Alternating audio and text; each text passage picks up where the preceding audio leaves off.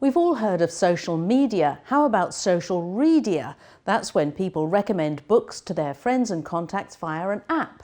It's a combination of the latest machine learning and personal human recommendations. Well, to find out more, let's meet Richard Mincher, founder and chief executive of Whatbook, the book discovery app. I'm Sarah Lockett. Welcome to Great British Business.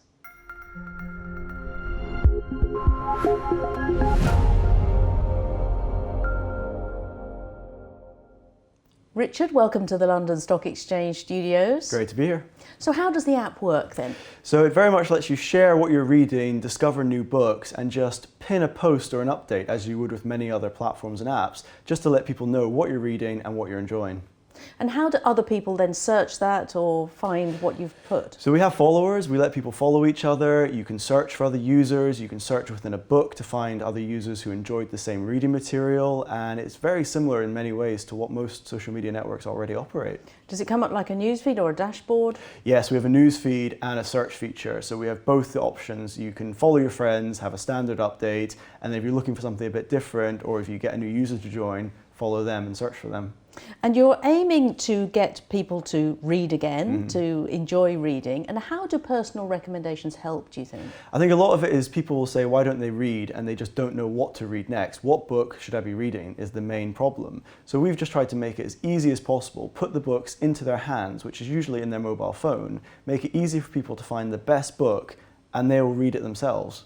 And the important question, how do you monetize the app? How do you make money? Yes, there's two main streams we work with. We do advertising, but we use SmartAds. So we focus it on users who will actually be interested in that book. So when we go to publishers, we'll say, you've got a book, only pay to advertise it to users that we are pretty sure will actually read that book and therefore buy it, rather than a scattered approach for people who may not be interested in the book at all.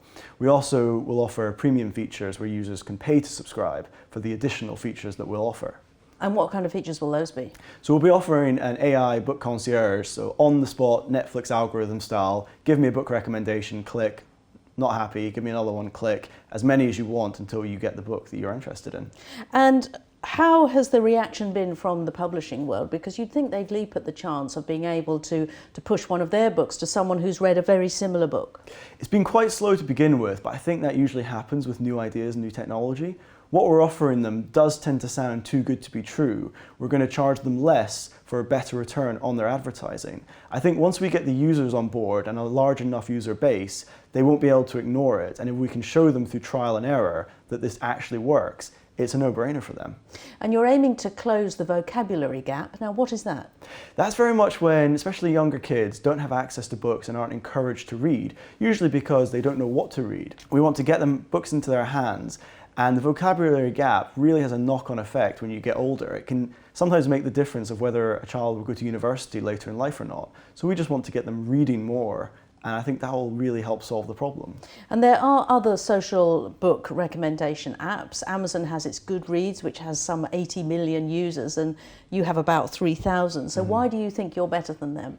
Very much just because I was a frustrated user of these services. They didn't offer what I wanted. So I went away and thought, well, if I'm struggling with these, there must be other people. So I built Whatbook from the ground up to focus these problems and these needs that people seem to have. And we so far seem to be meeting all of those pain points that people find with these other services. But Goodreads does have user recommendations and reviews of books on it, so that's similar to yours. It is, but these websites tend to categorize themselves as book cataloging. So they go into too much detail and immediately turn away a lot of the population. What we're offering people is a way just to talk about books the way we do in real life. Would I recommend a book to you or not? Not the character analysis and the subplot. And you have this hybrid approach of AI and machine learning with sort of personal human recommendations. And why does that combination work? I just think it offers the best of both worlds. Sometimes you do need the machine learning to do the real data crunching, all the variables, the author, the genre, what the end result is. But sometimes you just want a human touch. You maybe have a friend who'll say, you don't normally read these kind of books, but I know you will enjoy it. So we've got the best of both worlds in that. And you get some surprises, I suppose. You think you know someone and then you look at what books they're reading. You do, and I've had some great surprises and some quite hilarious surprises when someone has been making fun of the books I've read and it turns out they quite enjoy them too. All right. Well, Richard, thank you very much for that. Thanks very much. And that's all we've got time for at the moment. But from me, Sarah Lockett at the London Stock Exchange Studios, it's goodbye and thanks for watching.